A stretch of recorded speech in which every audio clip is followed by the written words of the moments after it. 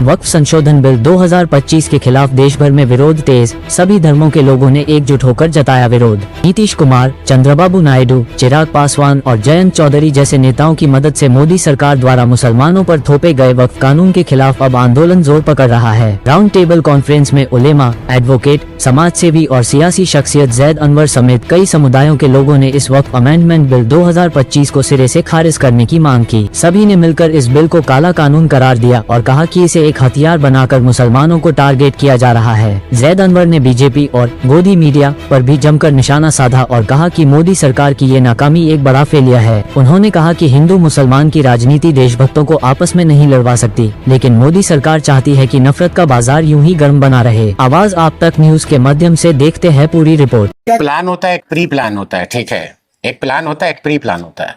और क्रोनोलॉजी वो समझाए थे आप तमाम को कि क्रोनोलॉजी के माने क्या होता है। वो तमाम चीज आपको सामने दिख रहा है ना। तो अभी एक चीज आप सोचिए, जब भी अमेरिका से कोई आता है जमीन पे एक हादसा हो जाता है। बिल क्लिंटन साहब आए थे, एक हादसा हो गया कश्मीर में। फिर ये जनाब पहुंचे, वहां के फॉरेन मिनिस्टर यहाँ पहुंचे, फिर एक हादसा हो गया। तो ये क्रोनोलॉजी आप समझ नहीं पाए हैं। आप कैसे सो रहे थे कि एक आदमी रास्ता सरहद पार करके आता है, मजहब का नाम पूछता है, मार देता है। तो ये एक प्री प्लान गेम है। आज नहीं तो कल दुनिया फिर जानेगा। आप देखिए, आप कबल उठाइए, 2 महीना कबल उठाइए। जब मंदिर का ये इनॉग्रेशन कर रहे थे तो मुसलमान ने धमकी दी, मुसलमान ने धमकी दी, मुसलमान ने धमकी दी, पूरे मीडिया में दिया हुआ था। मगर धमकी देने वाला कौन था? जब इन्वेस्टिगेशन हुआ तो हिंदू निकला।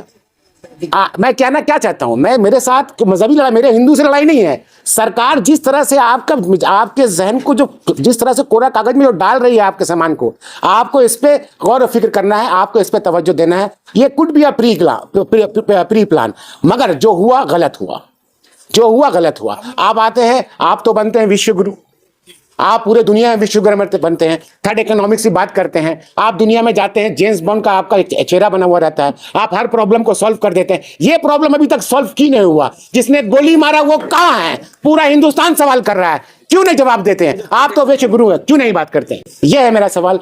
ये सवाल है हुकूमत से, क्यों नहीं जवाब देते हैं? आप यहाँ पे जो प्रोग्राम कराया महबूब रजा साहब ने, ये एक कॉन्फ्रेंस मीटिंग था जो नेहरू साहब ने लंदन में किया था। उसी तरह का एक कॉन्सेप्ट राउंड टेबल कॉन्फ्रेंस था, तमाम मजहब के लोग थे, तमाम ने बात रखी। इस प्रोग्राम का मेन मुद्दा है और जो जिस तरह का भी आदेश होगा, ऑल इंडिया मुस्लिम पसंदला बोर्ड में तमाम अकाबिर उलमा और मुल्क के दानिशवरान हजरात हैं, उनके हिदायत के मुताबिक अमल किया जाएगा। जैसा कि अभी आपने देखा बत्ती गुल का प्रोग्राम चला और अल्हम्दुलिल्लाह 99% कामयाब हुआ है।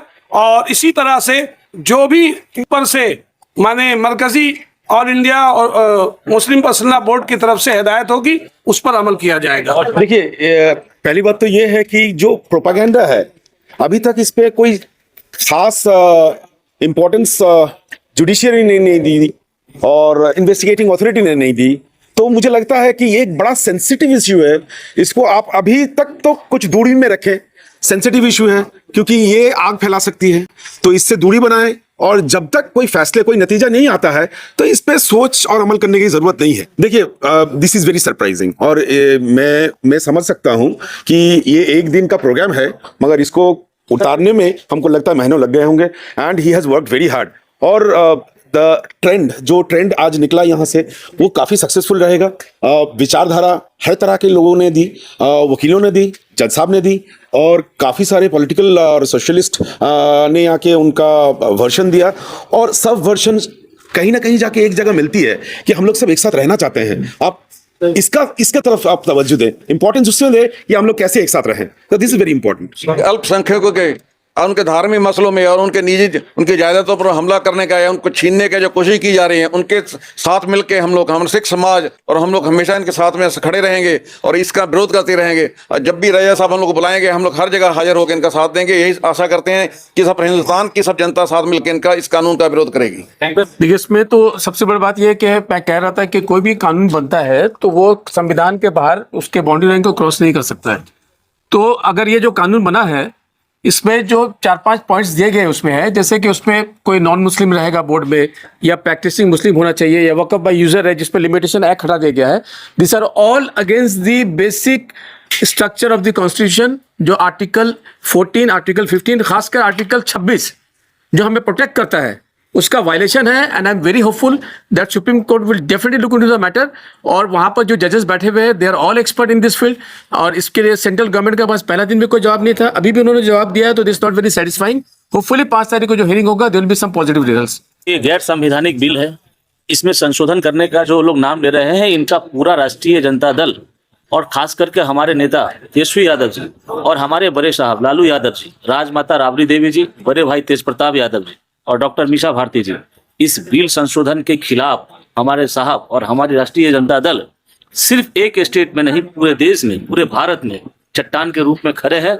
बशर्ते हमारे बड़े साहब का तबीयत का खराब होने के बावजूद भी चट्टान की तरह खड़े हैं। और हमारी पार्टी पूरी विरोध करेगी। और जब तक संशोधन, इनकी बिल की संशोधन नहीं, जब तक हमारा जो सर्वधर्म है, जो मुस्लिम समुदाय के लोग हैं, उनका अपना हक मिलना चाहिए, हिंदू को अपना हक मिलना चाहिए, जो जो अपने अपने धर्म में है, सबको अपना अपना धर्म में पूजा पाठ करने और नमाज पढ़ने का अदा करना चाहिए। इसलिए हम लोग पूरा इनका विरोध करेंगे।